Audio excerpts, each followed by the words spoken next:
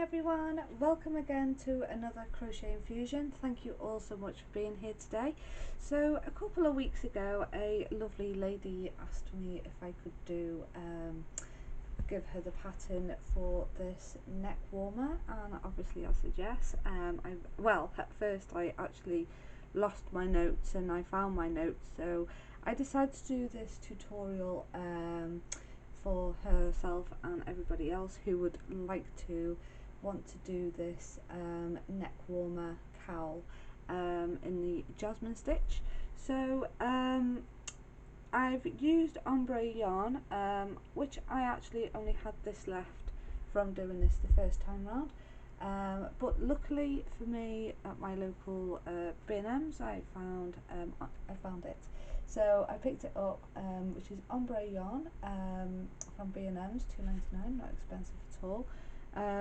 You can hand wash this, or you can machine wash it on a 30 on a hand wash.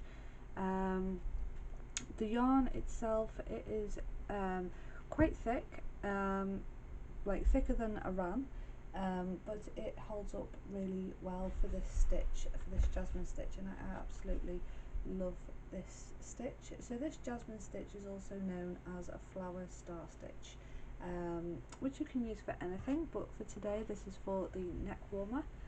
For my neck warmer, this actually measures at 30 inches in length and then 7 inches wide, so you can do this whatever size you want it for, but just know that it is only supposed to rest around your collarbone of your neck, so you don't want it too tight. So you're going to need 3 buttons of your chosen buttons. I'm going to go with these wooden ones. Scissors, tapestry needle, I've got a row counter, your tape measure, and a size 6mm crochet hook. Now I will be using this crochet hook. If this is your first time for doing Jasmine Stitch, you might want to use a hook that hasn't got any grip on there, because when you're working in the loops, it will maybe restrict of how many loops you have on here and make it difficult to count your loops. So if you have a hook like this one and this is your first time for Jasmine Stitch, maybe you could just practice with one of these ones to begin. You can even do a little swatch before you begin, if that's something you would like to do, so you know how long you want yours to be. But I'm just going to dive right in there, and I'm going to start with the foundation of the Jasmine Stitch, and I will stop the video and come back and let you know how many I've done, because I want mine to be roughly about 28 to 30 inches length again, because this is for myself. So I'm going to start by making a slip knot. So the way I do my slip knot is entirely up to you. I just simply pop the yarn over my finger, pinch that off, and then just simply fold the yarn over, pinch at the bottom, and just pull. So now we're going to do a chain 1. So just simply pull your yarn through that chain 1, and you're going to lift your yarn like so, then yarn over.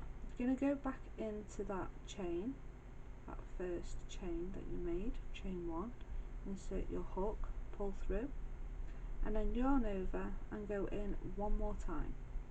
So you now got 5 loops on your hook, 1, 2, 3, 4, 5. So before we pull all the yarn through all these loops, you just want to keep hold of this part of the yarn here at the bottom. So I just like to keep hold of that. You can just pop your finger through if you like, or just keep hold of it at the bottom. I personally just like to hold it here, just with that knot. Pull through all 5 loops, and then you're going to go back to that loop that you kept hold of, insert your hook through, pull your yarn through 1, and then pick up your yarn again and pull through those 2. So that is the first one done. So each one of these that you do is going to be for your foundation. So as you are doing this, you need to stop, measure for the desired length that you were wanting. You can use any yarn. If you haven't got ombre yarn, you can use any yarn, and obviously any hook that you prefer. So if you are using any yarn, any hook, you know, this is where a swatch would come in handy, so you can see what works best with what yarn and what hooks, because all different yarns and hooks all do different things, as we know. So now we're going to do the next one. So if you look just here closely, if I can try and show you, I'm just going to pull that out there.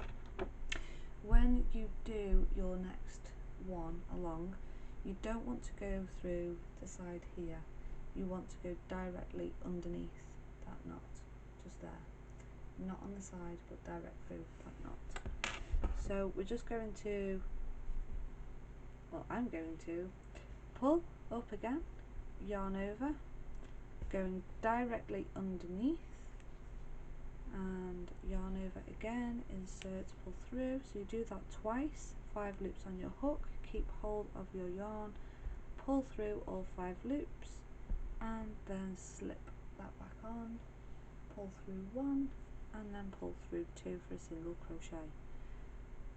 Up, pull your yarn up, yarn over, directly underneath, 1, and then 2, keep hold, pull through 5, and then back through that side loop, pull through 1, pull through 2. So now I have got 3 of the foundation part of the flower stitch. So we're just going to keep working like this, making sure you've got 5 loops on your hook, keeping hold of the side of the yarn, pull through 5 loops, and then slip that side through 1 and then through 2 for your single at the end. So just keep working like this until you reach your desired length for your scarf or cowl. You know, you could do this as a full-size scarf rather than a cowl. If you didn't want to do a cowl, just continue on for whatever length you want. And I'll meet you back once I've got the desired length, and I'll let you know how many I actually did.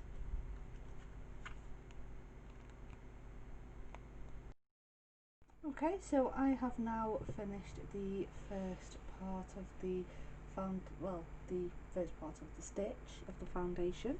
I have done 55 of these little stitches going along of the Jasmine Stitch.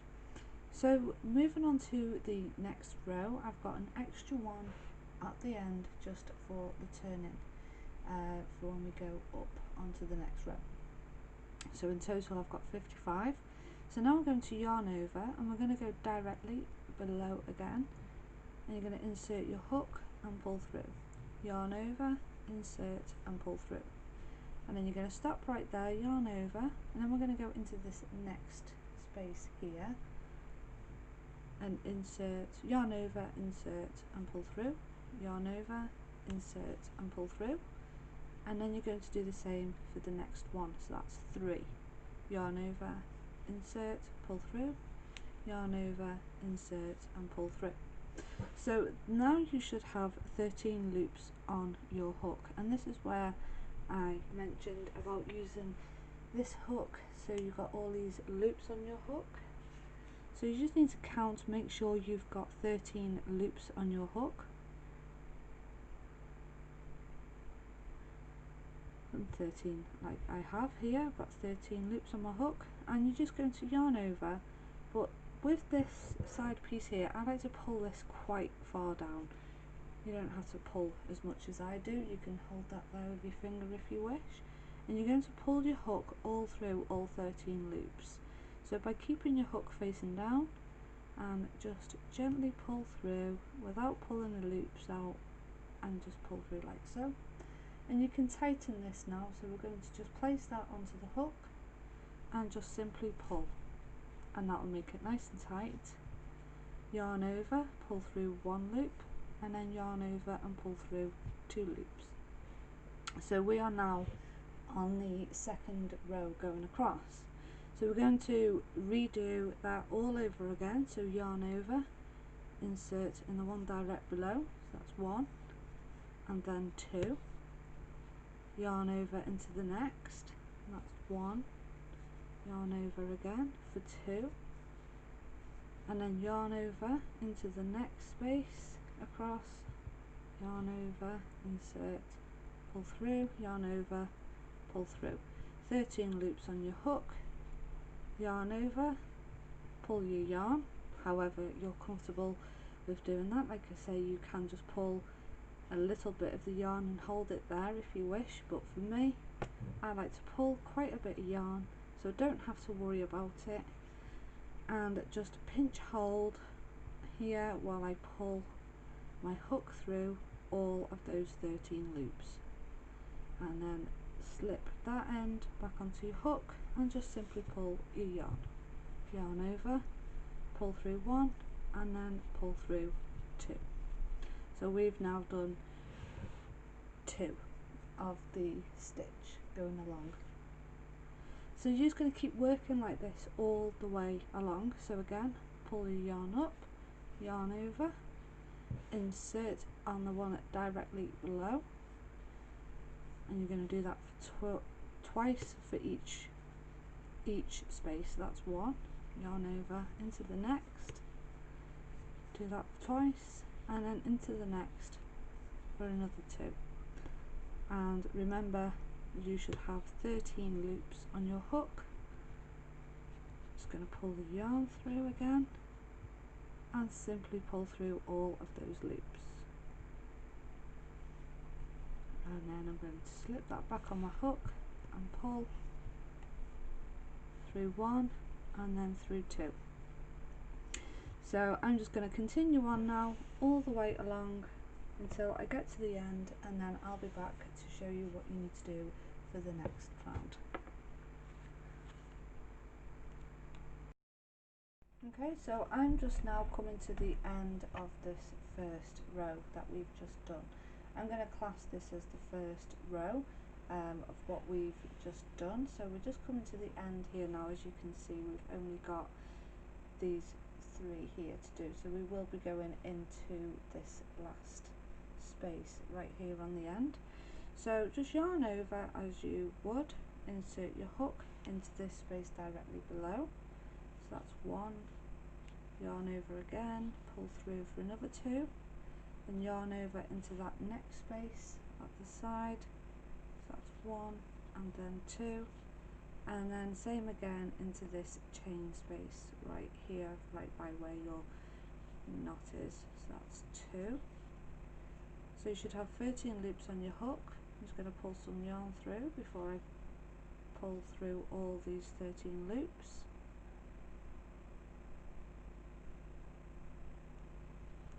And then we can fasten that, pull through 1 and then pull through 2, the same as before. So that is that row completely done. So now we need to turn. So when we're going to turn, and to start this row off again, we're now going to do is what we've done the first time round, which is by yarning over, insert, that's 1, and then in again for 2, 5 loops on your hook, and you're going to pull through all of those 5 loops because this is your first turning chain. Pull through 1 and then pull through 2. And then once you have your first turning chain here, you can then continue on with your 13 loops. So I'm just going to do the first one for you, so go straight direct underneath below again, so that's 1 and then 2, into the next space at the side here, so that's 1 and then 2, yarn over into this next space here for another 2, 13 loops on your hook, and then you're going to pull through all of those 13 loops,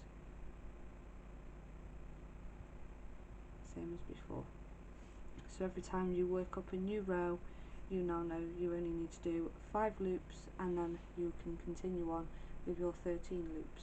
So I'm going to meet you back at the end of this row to move back onto the new row.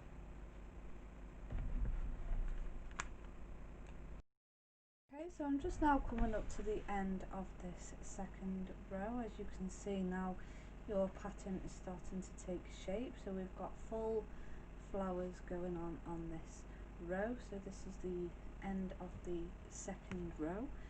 So I'm just going to finish this row off.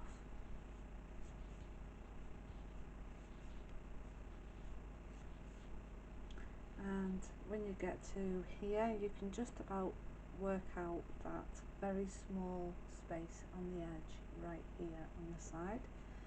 So I'm just going to go into there as well to make sure you've got 13 loops on your hook. You're going to pull through all 13 loops,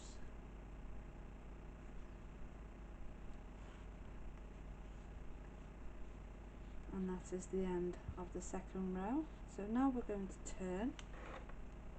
I'm going to work back across again, but this time round, because we're working on row 3, every third row I'm going to be putting a stitch marker in on the coming onto the third flower for each third row, and that is going to be where my buttons are going to, well, the buttonholes are going to be. But because of the nature of the stitch, I'm actually not going to be making buttonholes. I'm going to be putting the stitch marker in between the flower at the large part for the button to slip through. So to start your row off again, you're just going to insert twice, and you're going to pull through 5 loops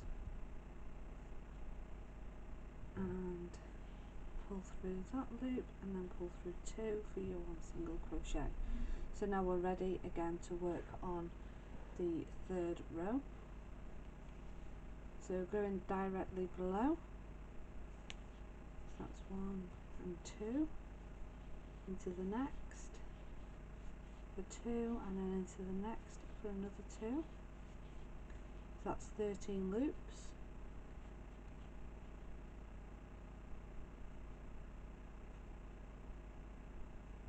And pull through all those loops.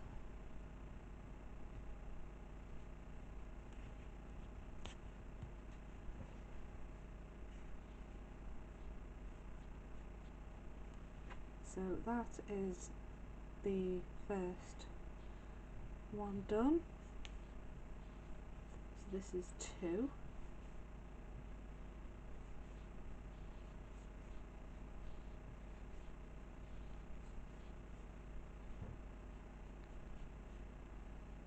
Pull through all 13 loops again.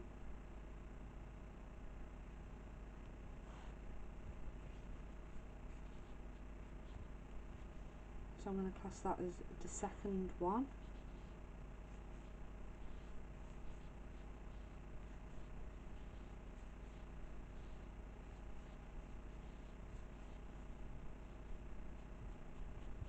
And this is the third one.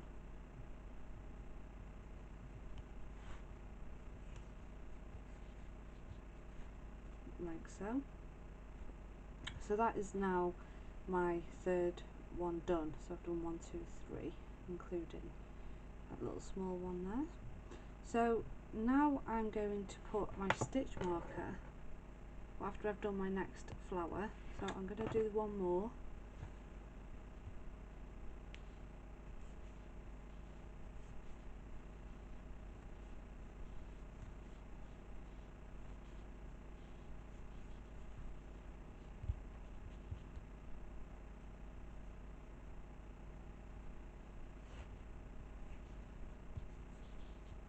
I'm just going to stop right there for a moment, and I'm going to stick my stitch marker on the one across of where I want my buttonhole to be, which is going to be here. So I'm going to place my stitch marker on the row below of just here. So every 3 rows you want your stitch markers to be lining up as you're working up, because this is going to be for your buttonholes and you need them to be consistent order of the same size amount, so you get a nice finish at the end for when you put your buttons on the opposite side, and they will line up nicely with this side. So I'm just going to leave my stitch marker there, and I'm going to do another 2 rows after this row. So this is the third row. and then the next row 1, 2, 3, and then put another stitch marker in and do the same again. So you, in total you're doing every third row of putting your stitch marker in for your buttonhole, and then I will be back at the end of doing each of those rows, and then we'll show you how to put the buttons on, and then we'll finish off the rest of the cowl scarf. So just as long as you know, it's 3 flowers in and every third row, and just in between there's like a little triangle space of where you want to put your stitch marker to allow for your buttonhole.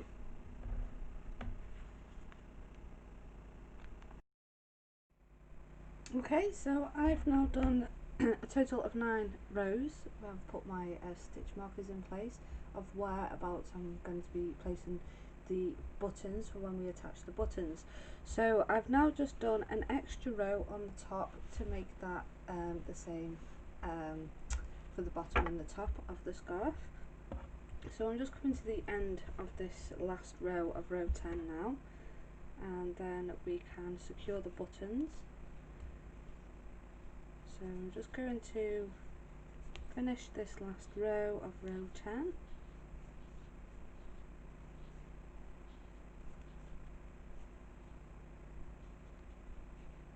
If you do want to do more rows, you can take your stitch markers out and you can do another row or 2 or however many you want to do, and then you can just replace your stitch markers again. Just make sure that they are you know, the same amount of space in between each one. I've worked mine out that they're about 1.5 inches in between each one. You might want yours slightly wider than that, or you know, to however you want your buttons positioned. So I'm just finishing this very last puff here at the end.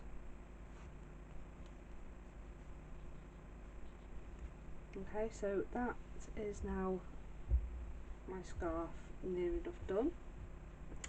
So I'm just going to leave that in place for now. So I'm just going to pull that there so I don't lose that end. And now to show you how you would position your buttons for this to turn to go like this way, so it's like crossed over. So what you need to do is, you've got your, on the side here is where your buttonholes are originally going to be.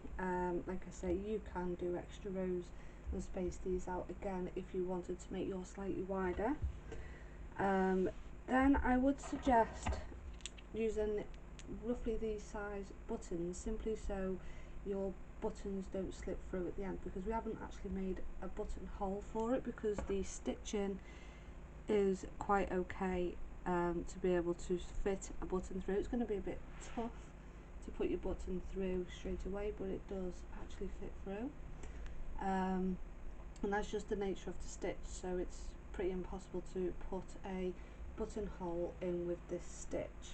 So I mean, I have tried it before, but it didn't actually work out very well. So what you want to do is to line up your buttons, so going from the bottom here or the top, whichever side you want, and just have a look whereabouts it actually is, or measure from the edge to here, and then follow that all the way along and make sure it's exactly the same at the very end by here, and then measure, and then you're going to place them to make sure they're in place, and measure to make sure you're happy with that. And then once you are happy with that, you can then sew them in and make sure that they are in place. So I'm going to go ahead, I'm going to sew these buttons in, and I'm going to show you how my buttons sit once they are sewn in, and then we'll do the very last part of the scarf, which is to do the, just like a little border going around, just to give it a nice finishing touch. So I will be back once I've sewn my buttons in place. So your buttons, you want them in line with your very first stitch marker here. So you've got buttons going this buttonholes going that way, and then your actual buttons going in a straight line this way. So it's almost like an L shape. So the buttons sit there and the buttonholes are sitting there. So I'm going to sew these in, and then I'll be back and we can do the last round for the rest of this neck warmer.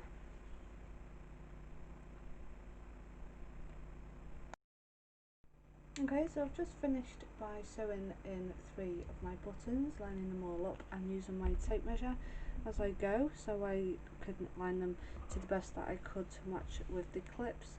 The stitch markers that I was using here, I've now took those stitch markers out because we don't actually need them no more, and I've just fastened off this tail here, which is quite long, so I'm just going to shorten that down and I can sew that in later on. So what I'm going to do now is we're going to do a 1 round of half double crochet all the way round. So before I do, just test your scarf to make sure that you're happy where the buttons are. So my buttons are now laying underneath this way. So you're going to take this side corner and you're going to fold that so it's forward in towards yourself, so it's coming down this way facing you. And then you're going to take the other corner and you're going to do the same, and you're just going to wrap that the best that you can, so like this. And because where your clips were, you now can't see where your buttonholes were, but that's okay, don't worry about that, because everything, when you line this up, it will be nice and flush. So I'm just trying to get this for you to see. So that line will line up quite nicely, so you can just kind of feel for where those spaces were, which is in between each flower puff stitch. So you can just simply pop your button through and then again to the next one. So like I say again, you're just feeling for that space to pop your buttons through, and then the last one until you get, it's a little bit stiff at first, but that's okay. So now them buttons are now in place. So now all I want to do is doing 1 round of half double crochet and then we are done with this. So I'm just going to go around and show you on the corner how to do your corners in the half double crochet. So I'm just going to undo my buttons,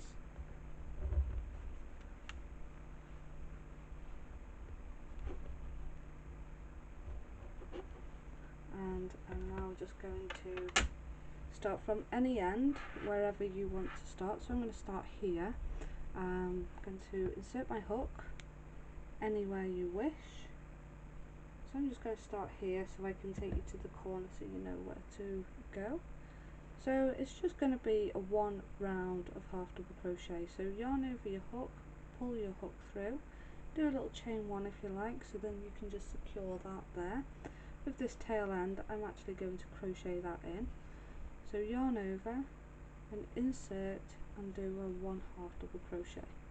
So yarn over, insert, make sure your tail end is on the top of the hook, pull your yarn through and pull through all 3 loops.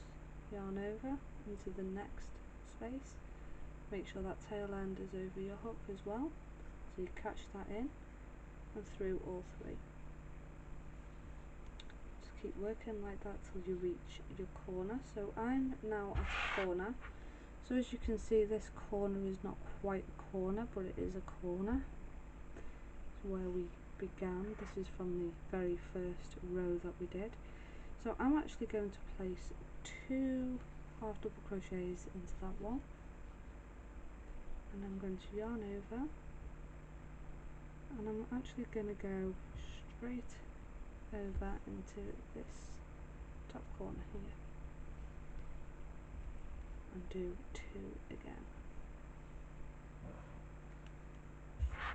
So we've kind of got 2 there, 2 there.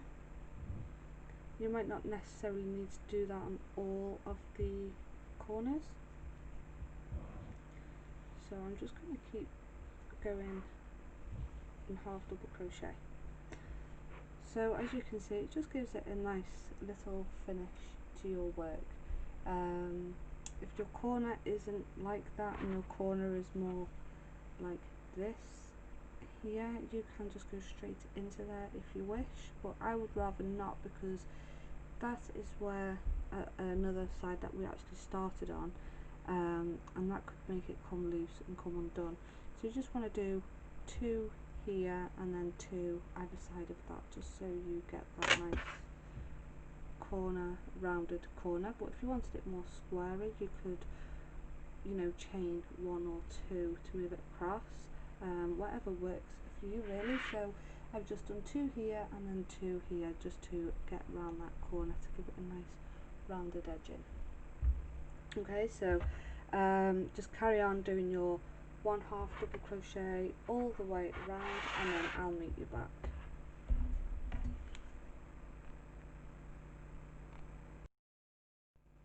Okay, so I'm just now finishing off on my very last 1/2 double crochet. So I'm just going to go back into that same space we went in at the beginning, and then I'm just going to simply go on that very top chain here, just insert your hook at the very top, and then make a slip stitch and then chain 1, and then you can just simply cut and fasten that off, and then you can just sew that in. I just need to sew this tail end first, so I'm just going to simply weave this through here. If you want to make it extra secure, you can then just keep going back and forth until you're satisfied, or you can do a little knot on there as well to make it extra secure. So by doing that, you would just leave a loop and just pull that yarn through. By leaving this loop here, insert through the loop and just simply pull, and then you can just hide that end, just going through as far as you feel you want to go, and just simply pull, and then just cut that off. So that is that bit done. I've just got to sew this little tail end in now.